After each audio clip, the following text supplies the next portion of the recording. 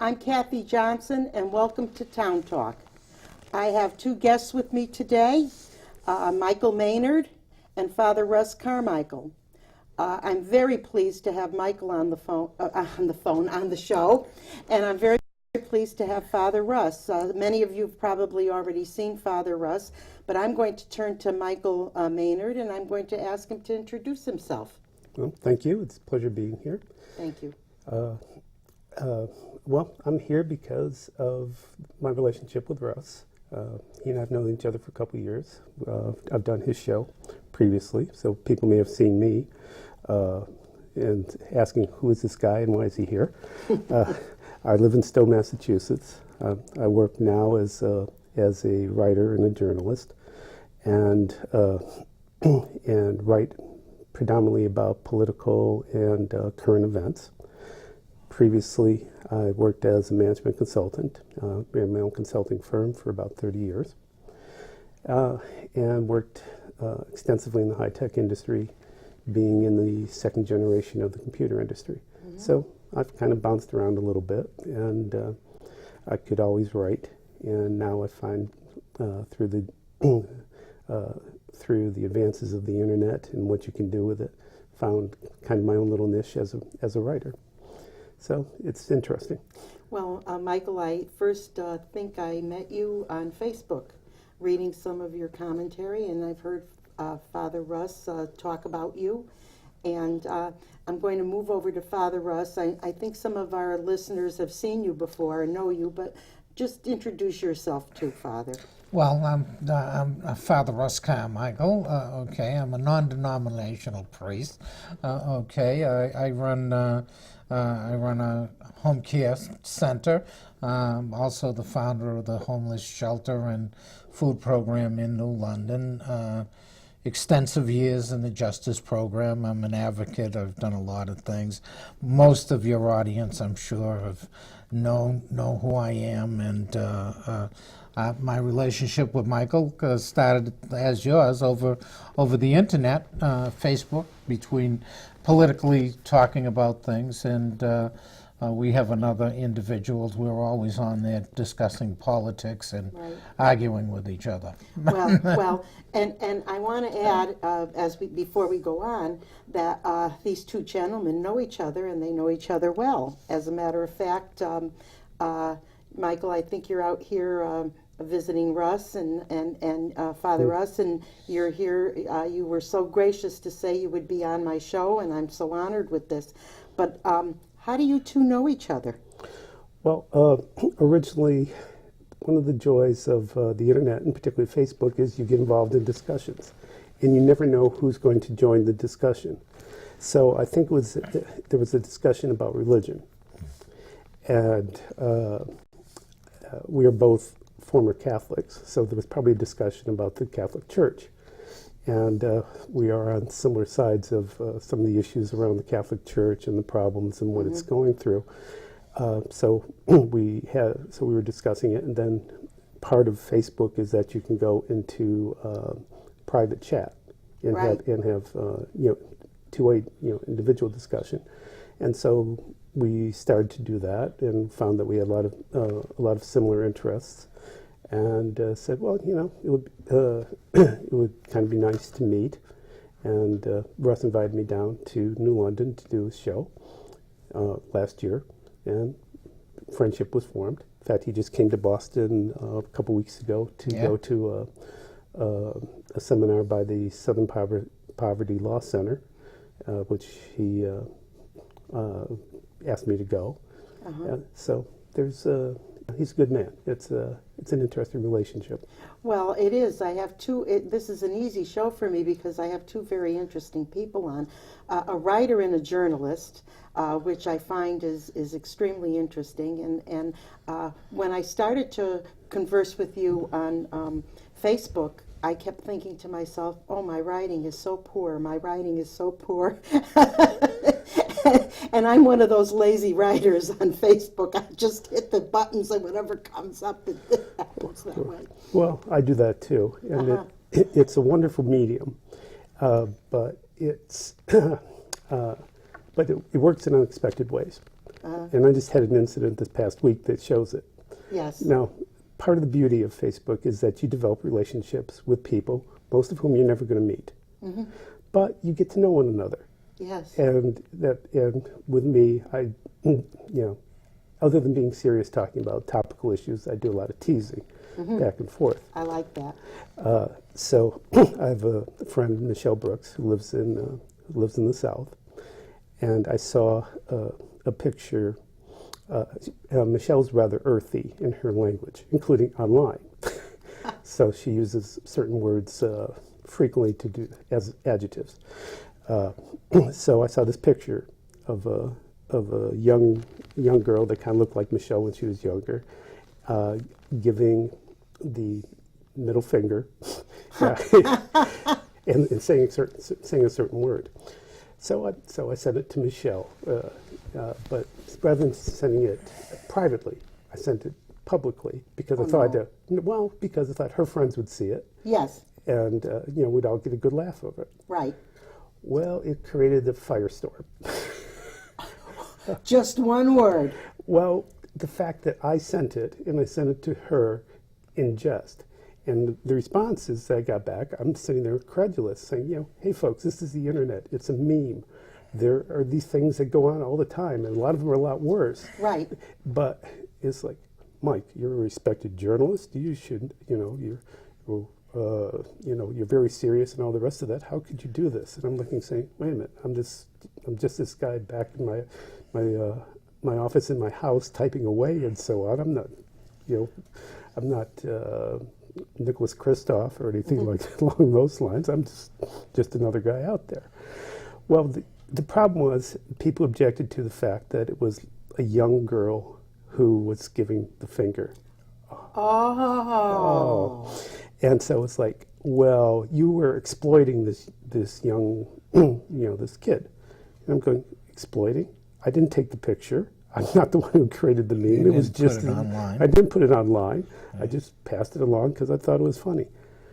A firestorm of approximately 3 hours occurred with defenders and opposing parties on it. And I'm in the middle trying to placate both sides. And and to me, it's like, come on, folks, we're adults here. This is the issue. Yes, we're adults here. It was a joke, but you never know. Yeah, you can't tell. You can't Now, tell. number one, you're not facing an individual. You don't know what they're joking or not, and you can't tell. See, I went on Facebook. I didn't go on for anything serious. I went on Facebook strictly for family, and I forgot how my public life is pretty well known in certain areas, and before I know it, not only did I have family on there, I had all these other people. I didn't even know how I was getting them on there. And I'm writing, and of course, when I'm writing to my family, I'm seriously dyslexic, so I don't care. Right. This is not my job. I'm just writing to people. I'm writing, okay? Right. I don't care about misspelling or my dyslexia. That my family knows that.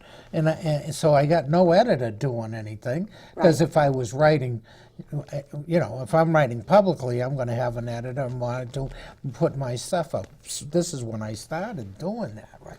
And then I started being corrected. And then I started, because I can be nasty, I say, who are you to correct me? This is a medium for me and I don't care who you are. I don't even know who you are. What are you doing on my site? I didn't even know how I was getting people on my site. It was so funny. Just very quickly, I had family members actually say in open, Kathy, we're good at editing. We'll help you.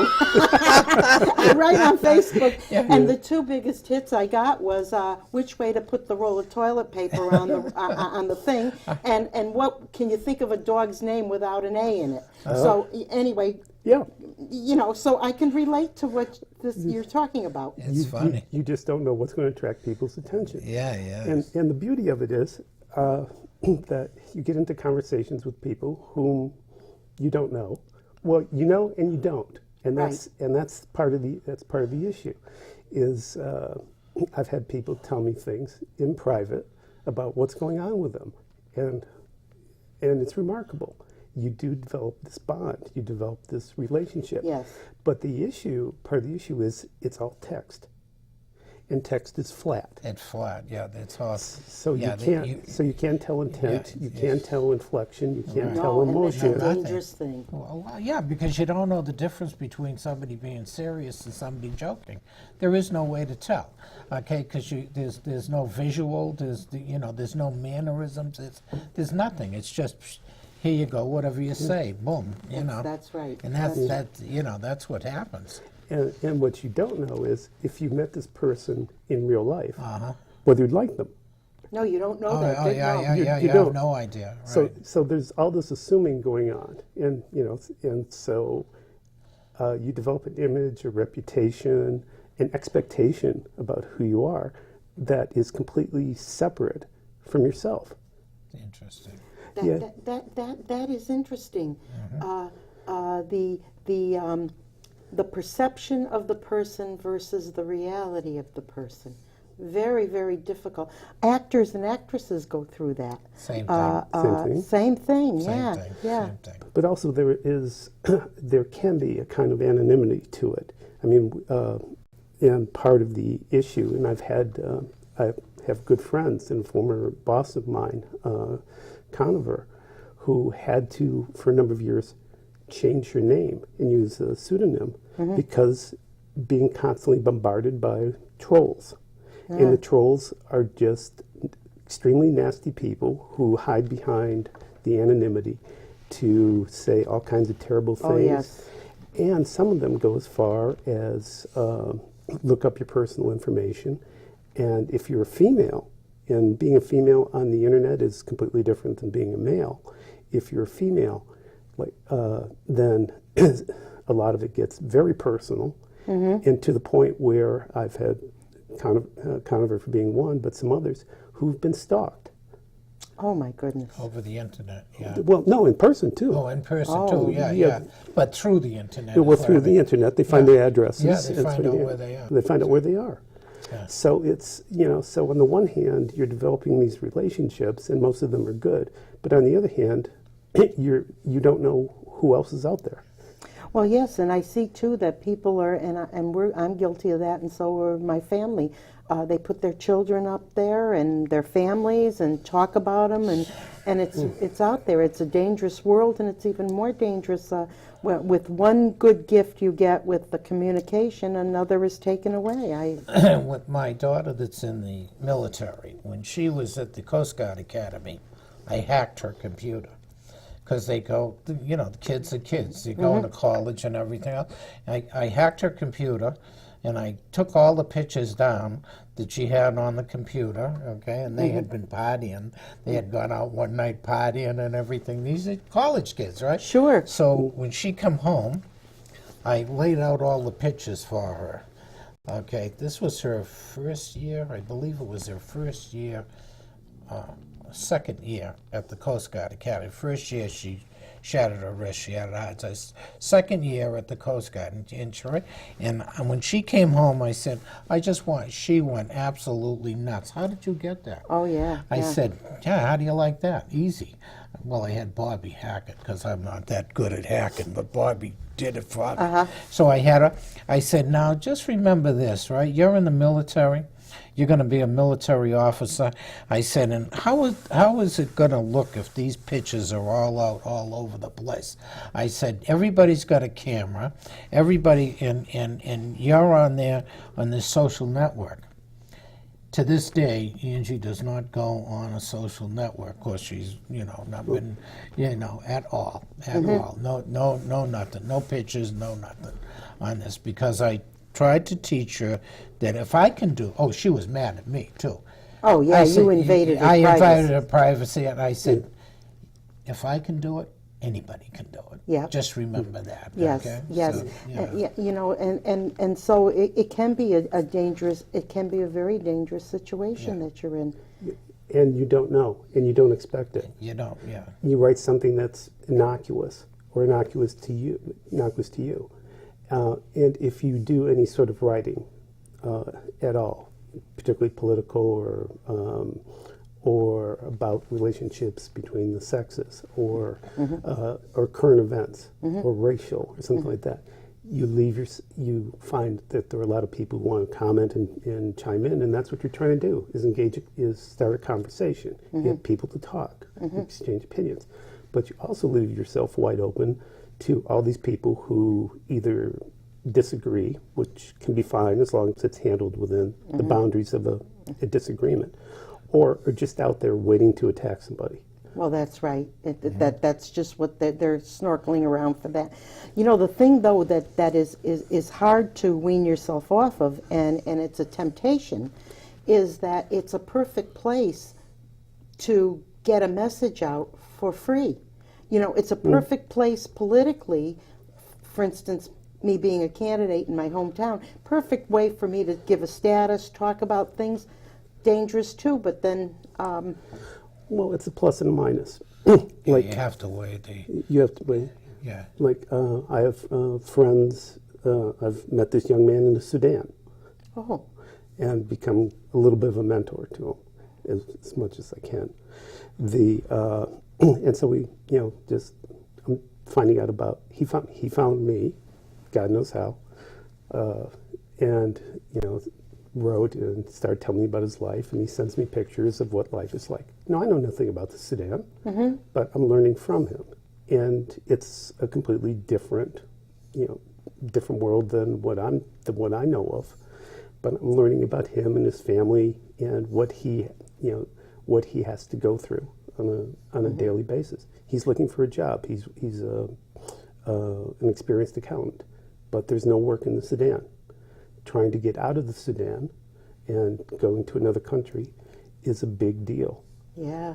And they have to go through a lottery system to be able to get a visa. Wow. So he's now on the lottery list, but he doesn't know. And so he's looking at a life that is basically fairly bleak. And what his hope is that he hits the lottery and is able to come to the United States and find work. Well, I'm also trying to explain to him that, that all of that may occur. And yes, there's a lot of opportunity in the United States, but it's not going to be as easy as you think it's going to be. No. So it's a great forum to advance certain ideas and form relationships, but you have to do it with the expectation that there are things out there that you're not going to necessarily like. And see, when I look at that, I'm different in the situation. I've had people trying to make contact with me because they look and they see that I'm involved in civil actions, advocacy, stuff like that. You get people from certain countries, and they're looking for sponsorship. And my question right away is, who are you, where are you, what are you doing, who do you work for? And when I start banging like that, there's a big difference in the relationship, okay? Because I know what they're doing. Sure. Okay, and I say, you don't even know who you're really dealing with. You're talking to Father Carmichael. You don't have any idea of the background of who I am and everything. And I've had over the years, I have a pretty big following, and over the years I've had these trolls, as you call them, get in there and start to give me a hard time. Well, right away I put individuals who are capable on searches, and I go right back to where they are. And I say, see, you can't run and you can't hide, and I can get you. I say, you need to know who you're talking That's to exactly and right. everything else. I don't care where you are in the world. If you're on an internet, I'll find you. I can find you. Most people can't because they don't know how to do those type of things. But there's people who are very capable, and that's the problem of who are you dealing with. You don't know. You have no idea. All you got, and people steal people's identity. I can be writing you, telling you I'm Michael. Sure. Okay? And I'm not. Sure. Sure. It can go. Well, at times I do play you on the internet. and I don't care, and you know that. I want to kind of steer us in another direction because what I find very interesting having you on the show, Michael, is that you're a journalist. You have a background in business, economics, You have a liberal arts background, a writer, interviewer, all these things. What is it about being a journalist that this seems to be what you are right now, a journalist? What attracted you to that, and what are the pros and cons of that situation? Well, see, I kind of view this as a continuum, is that part of it is I'm just naturally curious. I want to know. Oh, yes. Okay? I just want to know because it bothers me not to know. An investigative type. Investigative type. So if you look at it, being a consultant is basically being an investigator. Right. You go into a new situation, you go into a new business, and you're brought in there for whatever reason. Sometimes you're being brought in there for a reason that's not exactly the reason why you should be there. Mm-hmm. But you have to find out very quickly what's going on inside this business. You know, who are the people you can talk to, who know what's going on. What happened, and you're going to get various different stories about what happened, and so you kind of have to filter through that, and then piece it together, and very quickly come up with a plan of how, what can be done, what can realistically be done in the situation, and go about implementing it. To me, that's the same process as writing an article virtually, other than the direct people interaction. Because take any subject. The most recently, I read about being an introvert. Well, I'm an introvert, and so I was reading a book by Susan Cain called Quiet. Great book, a New York Times bestseller. But she talks about the whole what it's like to be an introvert, what it's like to be a public figure in being an introvert, which she's become. She's now in demand around the country as a speaker. She just introduced a new line of introverted office furniture through Steelcase. Swear. Right. And it's excellent. Look at it because it's a completely different point of view of the traditional office cube schedule. So so I wrote about being an introvert, and it's a way of everything is personal. Everything is based on your field of interest, who you are, what your experiences are. Mm-hmm. And some of us have the ability to put it down in writing, but it's part of the human situation to need to communicate to others, because the hope is in communicating that you'll find somebody else is interested, or somebody else will learn from it, and in turn you'll learn from them. Back the cavemen, when Russ was still first around. I knew there was something different about him. Yeah, they did drawings on the walls to let others know that there were, that there were lions and bears and some of those animal hunting in the area, or there was water, or there was something there for somebody else to know. Right. Where did they get that from? Mm-hmm. They just came about it and said that there was a necessity to communicate and to assume that there were other people and other people were interested, but they found a means to be able to do that. Right. So it's built into our DNA, more or less, and that's part of what makes us human and part of why we, doing this, need to communicate to others. So is it better when you're an interviewer, because I know you've done some interviews, is it better to be an introvert as an interviewer or an extrovert as an interviewer? How do you handle either side,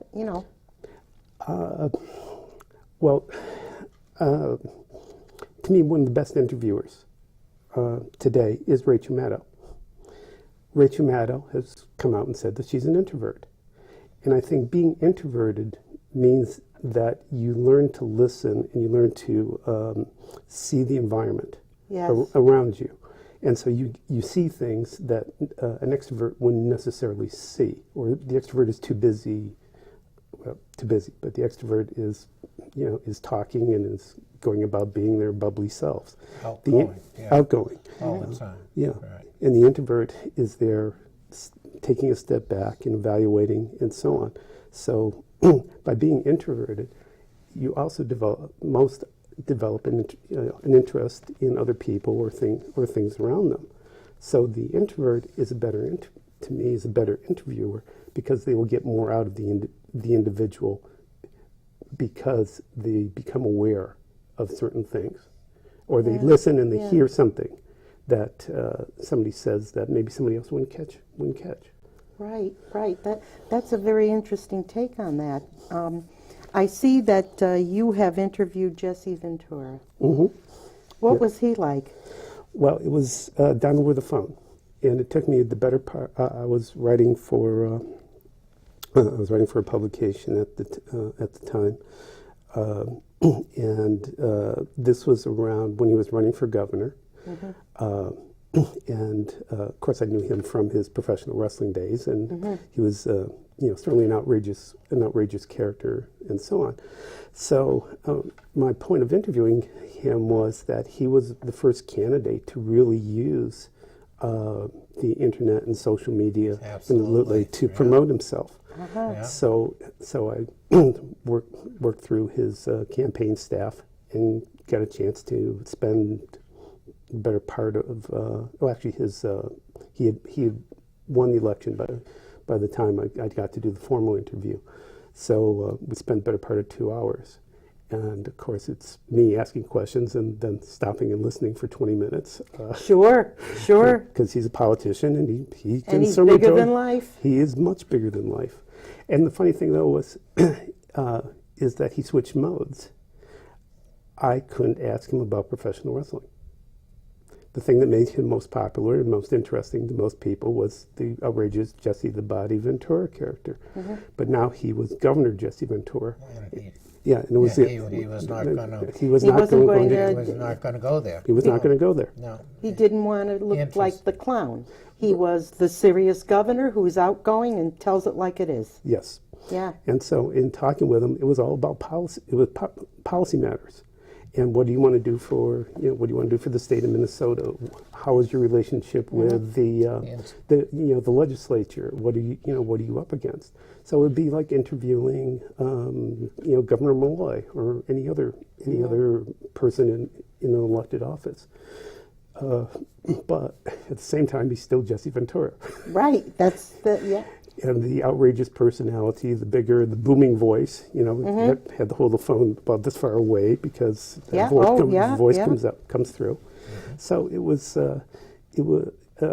he's a fascinating person. He still is, but he's gone off in different directions. Yes, I know one of his directions is conspiracy theories and things like that, which are entertaining. Mm-hmm. And investigative. Yes. Allegedly. Yeah. Yes. I don't.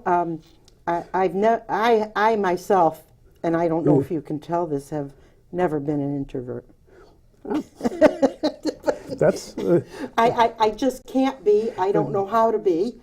Although I do make myself listen, and I enjoy politics and the things I do. But you have an interest in people. Yes, that's. I think some people have. There's both sides to that. Okay, you can be extroverted on the outside in your political thing, in your advocacy, and all that. That not necessarily doesn't mean that you're not into questioning, searching, and all that stuff. Well, yes. And because people think when you say introvert, into self. Mm-hmm. And it is not necessarily totally into self. It's about, when you talk about it, it's interested in the many things that you hold. Well, it's also in your willingness and to a certain degree ability to project yourself. Yes. That an introvert will automatically hold back because of and I won't necessarily call it shyness. I'll just say that it's more, for me, it's more just wanting to assess a situation before plowing into it. Yeah, but her and I would jump right up. Well, but like if you went to a party, if you went to a meeting, you would be there talking to various people and going and introducing yourself and getting to know a variety of people. I'll be the person in the corner with one drink and talking to two people. Mm-hmm. But I get to know those two people more in depth than you do with the 50 people who you talk to. Different style, different personality, different traits. You need both. You do need both, because as a politician, not only do you have to be a good listener and observe what's going on around you, they expect you to be strong and sounding like you're a leader and being somewhat of an extrovert, and your timing has to be perfect at times. There's a time to say something, a time not to. Well, I think part of the challenge has been with President Obama is that he's naturally introverted. Yes, he is. And so when you're dealing with members of Congress who expect, outgoing personalities and someone who wants to be out there, a Lyndon Johnson, for example, bigger than life personality. Well, President Obama is a very cerebral, very quiet, introverted fellow. And my take is he's kind of an unusual politician because he's not, quote unquote, a gland handler. He is not someone who naturally goes out and just wants to be with people. Yet there's a charisma about him. There is a charisma, but it's passion, and Yes. it's a passion about what he's trying to do, and that's why he's got involved in politics. And I guess when I talk about people like that, I think there's a mixture in there. They're not either or. He's a community organizer, which requires you to go out and reach out. He's a dynamic community organizer. He was dynamic in Harvard, too. So there's a part of him that is able to be extroverted and reach out and stuff like that. And then there's the other side of him. So it's like when you talk about even Rachel Maddox, she calls herself an introvert, okay, but in all her history, she was outgoing in many things. So Well, but it's the style of being outgoing, being outgoing, Yes. and the ability to, it's almost like the difference between wholesale and retail. That retail would be one-on-one. Wholesale is one to many, and so the introverted person is better with a small group, and one-on-one, one-on-two, that type of thing. Whereas the extrovert is the life of the party, and you need both, because the world was full of introverts. We'd all be looking at each other and saying, "Oh, he's interesting, she's interesting," and but never finding out why. Right. And the extroverts would be talking and looking. Oh, look at them over in the corner! Aren't they having a miserable time? But they're actually having a great time. Yeah, or trying to bring them to the table so that we can find out what they're doing. Well, I don't know. so now there's so many things that we can talk about, and so many things that you bring up on Facebook that I've read and like that. But one thing that the three of us do have in common is that I, like the two of you, were once a Roman Catholic. So now, Very good. so now, Here you go again. well, maybe we shouldn't speak of no, that's politics okay. No, and that's- religion, as they say. But then again, why have a show? Yes, but then being of Greek and Italian ancestry, my dinner table from childhood was nothing more than a huge symposium of religion and politics. There's no getting away from There we that. go. So having had a background of my mother being Greek Orthodox and my father being Roman Catholic, then I was able to merge the Byzantine East with the Latin West, and still know some of the responses in Latin. So I have to bring it up because it's so interesting, and you and Father have discussed him. Pope Francis. Pope Francis, what do you think about Pope Francis? Well, one thing that's good, we got 3 half Italians in this table. Fortunately, they separated us enough so we could go like this. Exactly Yes. right. Yeah, exactly right. I think, well, Russ and I were talking about this before we started. I think he is a very good man. He knew what he's getting himself into. Yes. What people many people may not know is that he was the second choice to be pope previously when Benedict. Oh. Okay, that's right. Ratzinger. So he was the second. He was second. So basically, he was the heir apparent. So it wasn't like he just came in and didn't know where all the bodies were buried and knew where to name names and kick behinds. He knew all that coming in. He knew he was getting himself into. And I think he also had a good sense of knowing that the church was in big trouble in a big public relations issue. Yep. And so he went about doing the things, at least that he could do quickly and unilaterally, to change the situation. And he also has the personal magnetism and skills to be able to project well. Yes, he does. All of which are very important. We're Pope Benedict. I call him Ratzill for Midnight Cowboy for Ratzinger. I call him other things that I can't say on TV. Sorry, folks. Sorry, Catholics out there. So he's found himself in a remarkable business situation, and the church is one of the largest businesses in the world. Mm-hmm. It's an organization, it's an enterprise, and it's an enterprise that's in trouble. Yes. So the first thing in any troubled situation is you have to go in, and he knew about assessing the situation and then doing the things necessary to stop the bleeding, stop the hemorrhaging of the image, and which he's done. Now the challenge is going to be moving it forward, because he's gotten to a certain point and he's alienated, or he's made certain vested parties. Yeah, he really has challenged it. Yeah. A huge part of his organization. What is unusual is that he was runner-up the last time, and usually the runner-up, then that's it. Never gets a chance again. Gets a chance again. And what is unusual is that they had the organizational ability, his friends, associates, to get him to be pope. I mean, that was, I believe, unusual, from my perspective. But it's also good politics, the Vatican's part, because the interest of the Vatican is now in developing the third world countries. Yeah, so it's Africa, it's South America, it's China, it's Asia. And not that they've written off the United States and Europe, but it's less emphasis on the United States and Europe. And so if you look at traditionally who the popes have been, they've pretty much all been Italian. They're all Italian. Well, or German. He is of Italian ancestry, though. But he's from South. Yeah.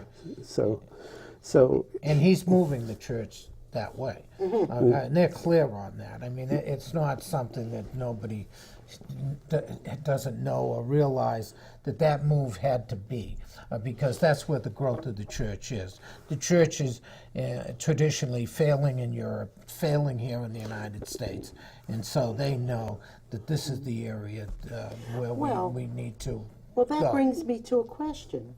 But it's business. Well, yes, and politics, but that brings me to a question. Some of the that would be radical to some, changes that he's looking, and an attitude that he's portraying, play well in the United States with the advent of accepting gays and with the advent of accepting a lot of other things that weren't readily acceptable. How does that play in the South American and African countries where they're in a different... Well, it's kind of... How does it join them in? It depends on where you are. It's not playing well. And not only that, he has structurally changed nothing. What he says is one thing. The political policy or the catechism is not changed. Nobody's changing the catechism. I mean, see, this is what it gets me. Yes, I see that. Okay, he hasn't brought back law to the United States. He hasn't dealt with a lot of he's dealt with the bank and stuff like that. But there's a lot of things that are still in his way, and as far as we're concerned. But for he wants to make the churches localized in the countries like Africa and stuff like that. So what you will have is a localized church who makes the judgment on these things in that area. Policy stays the same. Right. No policy has been changed. Yes, and No change. Nothing's changed on gays. Yes. But it's also the question of where is the money coming from? Yeah, well, that's right. Where's Right. the money coming? Always money the coming- economics. Yeah, always the economics. The money is coming from the United States and Europe Right now. right now. But it's drying up. It's that the percentage. There was a recent study. The percentage of people who consider themselves religious now has dropped significantly. Yeah. Absolutely. Atheists are really that idea has been pretty well taken over lately. You hear a lot about it. European and the United States. We're not alone. But see, when you're looking at money too, what you're having in those developed countries is a bottom up, a middle class that's becoming coming up. They join the church. Guess what they do? They donate. That's how they got their money in the first place. Sure. Okay, so your money's drying up here, and so isn't your belief factor. Is drying up here. So we're going over here because this is where the money's going to be coming from, and where the growth is, and where the belief is, where you can still deal with the belief that is somewhat. I got to be careful here because Well, the belief is more energized. Let's say that's a nice way of saying it. Yeah, okay. The belief in those areas are more energized, right? Rather than where we are, where we're here in the United States. Anybody that accepts that there's a difference between me and a gay person is out of their mind. Okay, as far as I'm concerned. Okay, so that's what I'm saying. But there are places in the world that the church is expanding to where they still kill They gays. still kill you if you're gay. gay. Right. Yeah. Yeah. And you can't go to heaven if you're gay. Please, give me a break. Yeah, and there's You know what I mean? and Really. there's a fine line. See what you did? That's I right. know. There's a fine line to walk because in the United States and Europe, we want full acceptance of gays. We want women to play a greater role in the church. In the church, right. Right. But in the Vatican, you're talking about the last big old boys club. And, Yes. And so the idea of the women. Well, okay, I'm going to get in trouble, but I'm going to get in trouble. All right. I know that. Is that you have men basically telling women what to do. Sure. Of course. Of course. And women are supposed to like it. Outrageous. You Not my girls. but and with the attitude that we've exalted you. Yes. Right, we've exalted you, but you really can't have any say on. You're on the pedestal, but stay there. But stay there. Yeah. You have no direction. You can't tell us the direction of the church. You're really not a full participant. As long as, but you do the grunt work. You stay in the kitchen barefoot and pregnant, along those lines.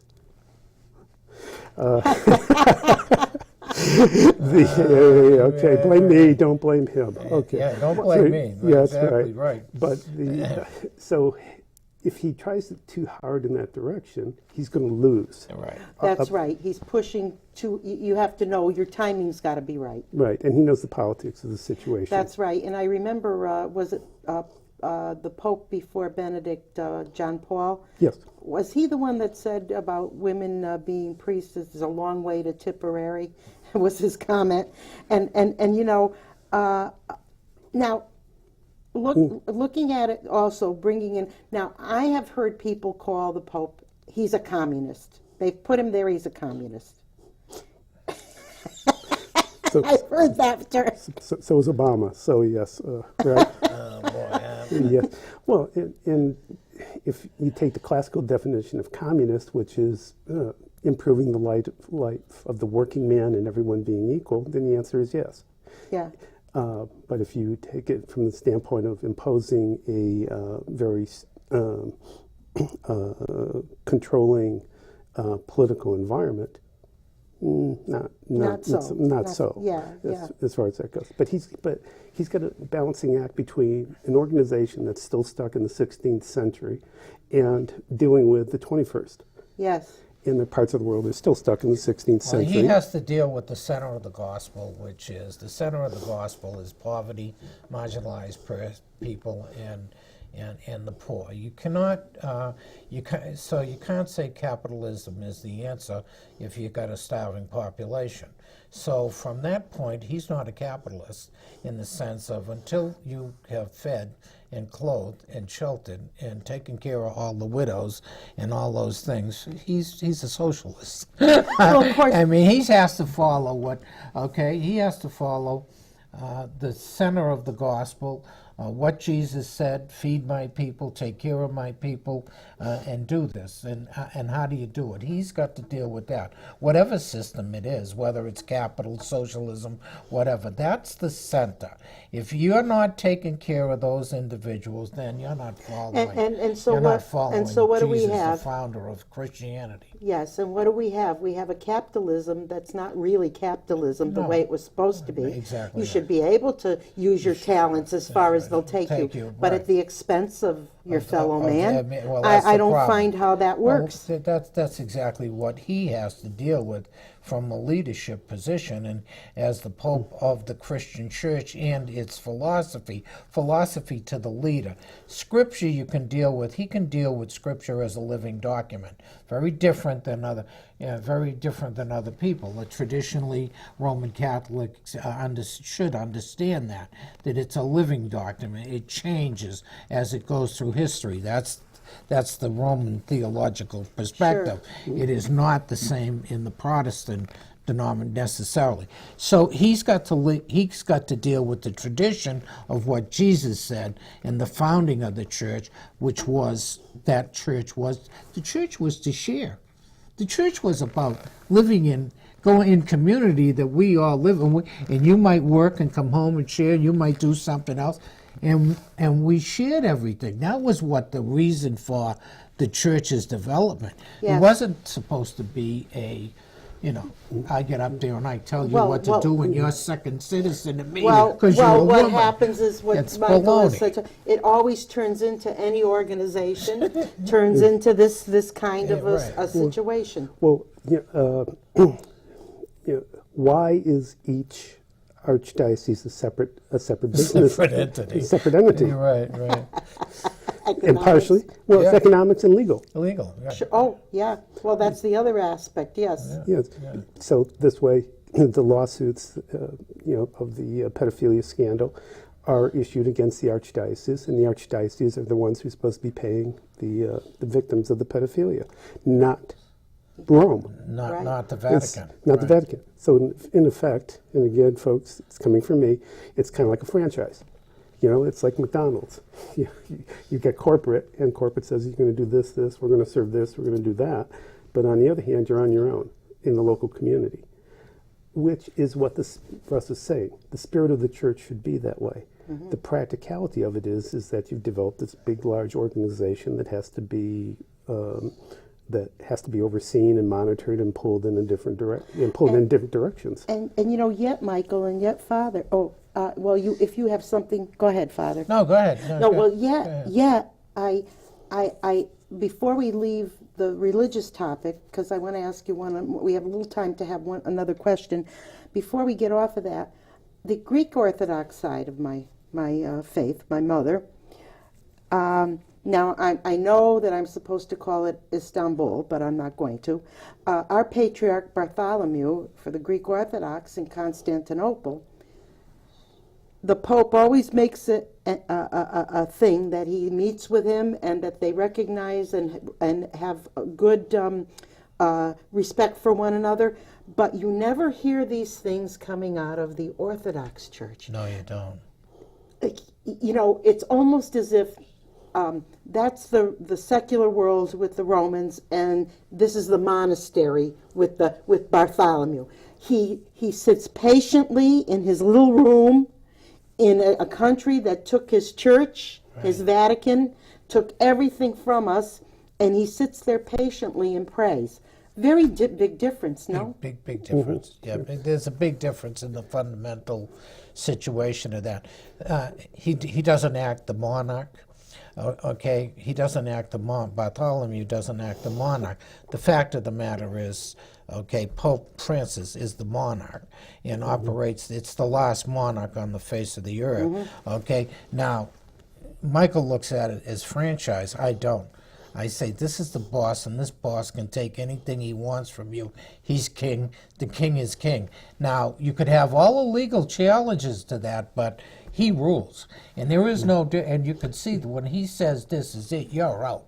You are out.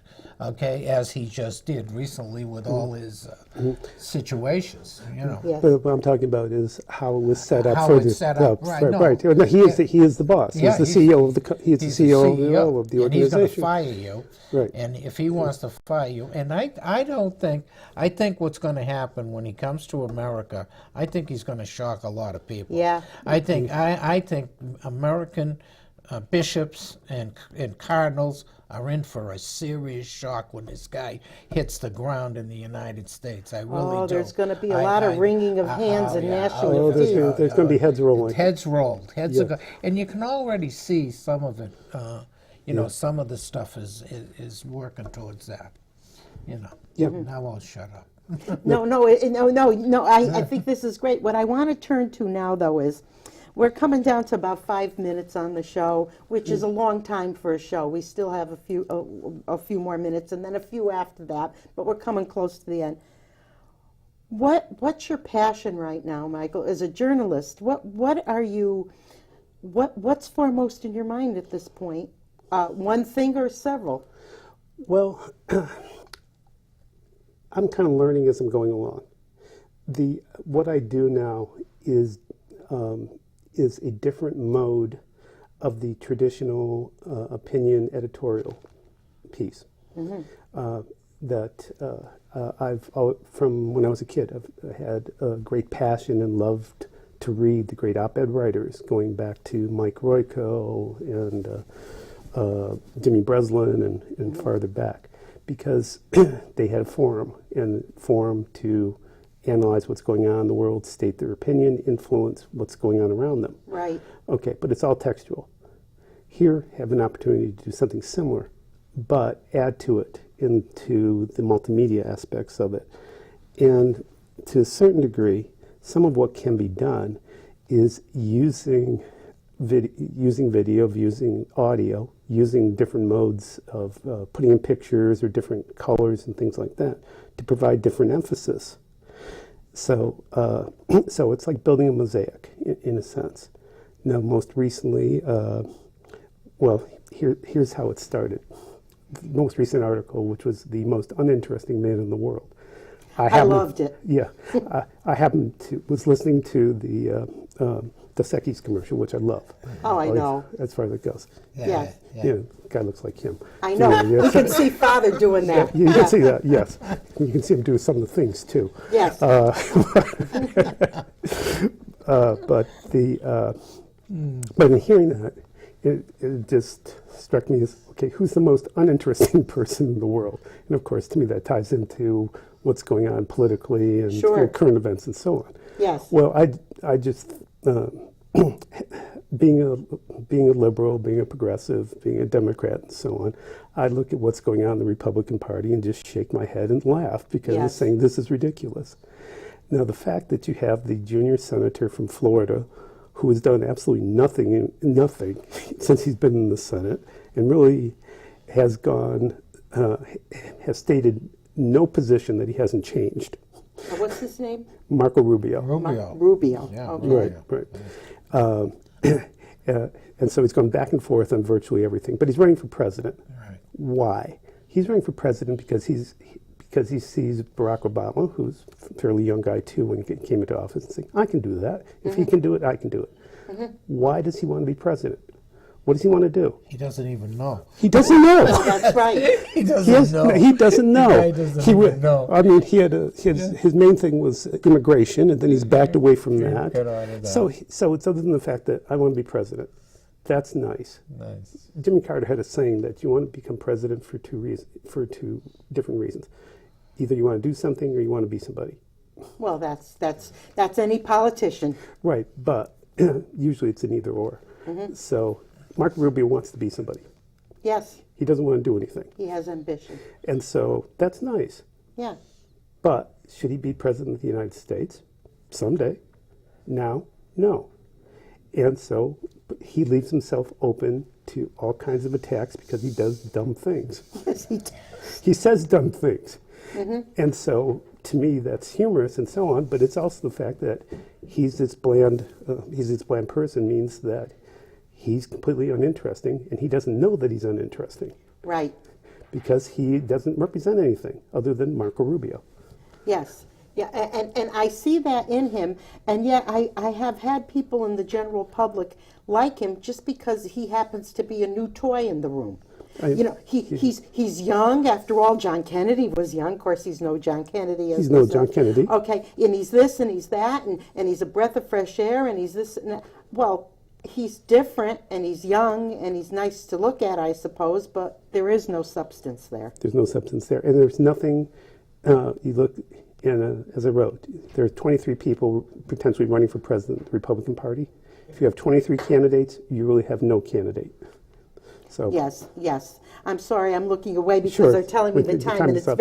and I can't see because I've got a shadow there. Mm-hmm. But no, I agree with you, and I enjoyed that. And I'm going to tell our listeners today or this evening, because our show airs in the evening, Yeah. that they should go on Facebook and look you up and see the most uninteresting man and read that article, because I got such a kick out of that. or you can go to my website, which is mmaynard119.wordpress.com. Yes. And you can see, like, there's 70 some odd different articles on a variety of different topics. And You can Google. you can Google. Google you it, can too. You can Google Michael Maynard. Right. Michael Maynard or Right, and or it'll bring you to his site. yeah, as far as that goes. So at this point, I'm going to thank both of you for being here. I want to thank you, Michael, very Pleasure. much. It was an honor to have you here. Father, Always, yes, always. you're always kicking around. And I'm going to say from Town Talk, this is Kathy Johnson wishing you a good evening and a better tomorrow. Take care, all of you.